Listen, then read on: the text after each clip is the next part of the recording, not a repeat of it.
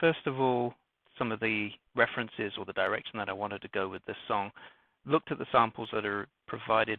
I like the vibe, but felt the tempo is a bit slower than something I wanted to use, and started going through and discarding some of the elements that I definitely did not want to use, like the hi-hats, and focused mainly on the sample. I felt that if I kept the sample and went for something that was sort of similar in tone, at least, if not pace, then you could still call it a remix. And I did experiment with using some of the extra elements, but I just felt they didn't fit. So instead, what I ended up doing was pulling in melodic sequences that I'd created throughout the course and saved as clips, and I felt they worked better for what I wanted to do. First, focusing on the element that I did use, the vocal sample, just to use some simple vocal stuff on here, moving it from left to right, one a little bit higher, one a little bit lower, just to thicken that up. But the main thing that I've done here is on the vocal loop. But this is effectively the sample or the clip that I based the whole track off. Other stuff that I kept across from the main track were some of the instruments. So I put new MIDI on that. So the bass line was the bass line from the original track. Keys for AM, I think, was in there. The Rhodes was definitely in there.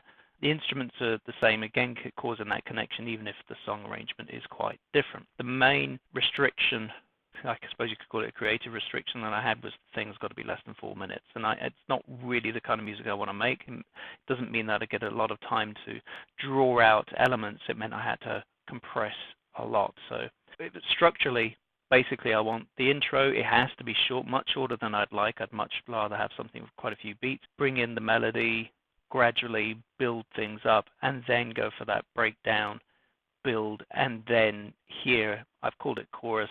The kids nowadays would call it the drop. This is where most elements come in. I'd like to have that longer, can't really.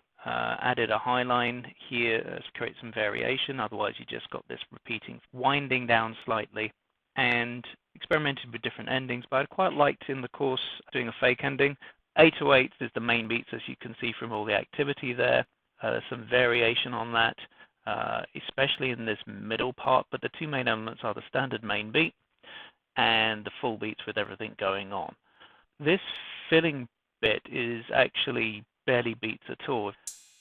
It's just a few elements there. And when I add in the bass as well, if I can do that properly, I meant to choose both. But you see that comes up with 4x4. This is all about this general escalation part, and that's a part I worked on quite a bit. The 909 core kit is actually really not that much going on. It's just this sort of heartbeat thing. The main kick drum is a 4x4 on this main part, so this doesn't occur at the same time. This is alongside it, which I wanted to sort of get a little bit of variation so things weren't too sparse, even if it is an 80s type performance. The bass line, I experimented a lot with arpeggios. My original idea was to go for the chord, same as the chord sequence. This bass line basically replicates it. The interesting thing is that I did this originally with an arpeggiator, and mucked around with the settings so much that actually it doesn't really arpeggiate that much.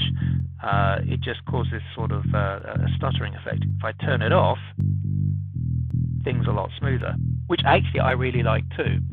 And I toyed very much with the idea of having both effects come in, whether I was going to split it off as a second track, or whether that should be something I handled with automation, or indeed if I went back to the arpeggiated version and then extracted the MIDI from that.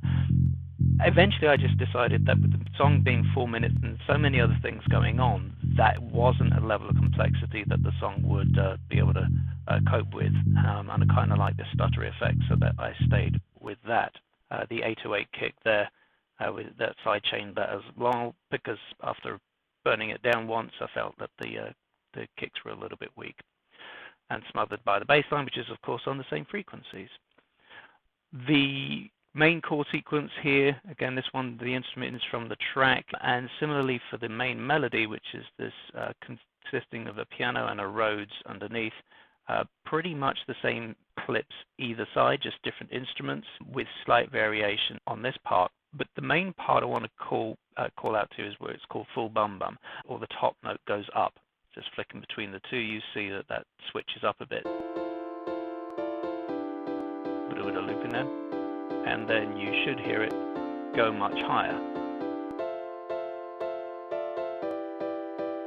So again, that lift as you get that drop, definitely something I wanted to achieve, and I think that works quite well. Then we come back to the audio elements, the sample. Obviously, that's repeating at various places, not too much because it gets kind of repetitive.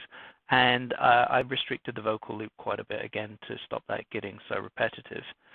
These two, piano and Rhodes, occurring at the same time. So if I put there and then solo the melody.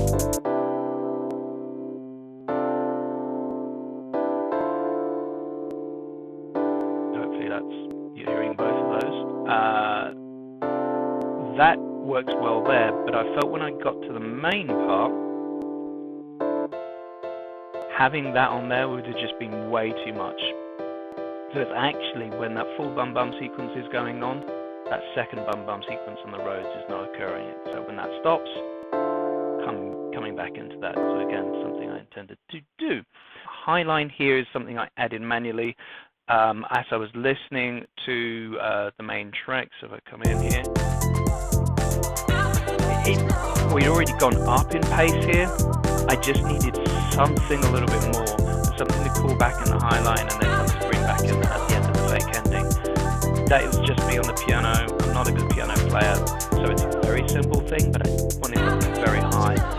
And thanks to the advice from my tutor, learned to extract that from two different things, an analog and a marimba. So the analog is effectively very similar to toy piano, one on the left channel, one on the right channel, so give the audio a bit of width and breadth, and very much tying that into the ranges that aren't that populated by the other elements. You know, you've got your hi-hats over here, and you've obviously all the bass down at the bottom, so trying to nice bit of filling in the gap there. A house string, tense, just one note on that, typical of 90s house that I wanted, that comes in halfway through the breakdown and comes up to the end of the build. Bit of reverb on that, so actually it stops there, but it keeps going.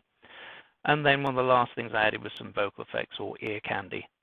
This soothing effect, which went into just pulled from Ableton presets, used fairly sparingly, but comes up as a motive, hopefully at not too predictable points. And also this noise box, which is analog, effectively a sort of a white noise riser type effect. This first one is just very LFO'd, so it's a sort of a swishy sound that just comes in. And then another one which I froze down. You can see that I've got the build up there, and I pulled it out just by dragging things along. I guess warping, I suppose.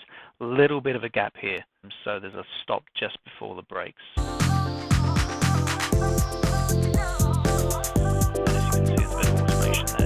That down.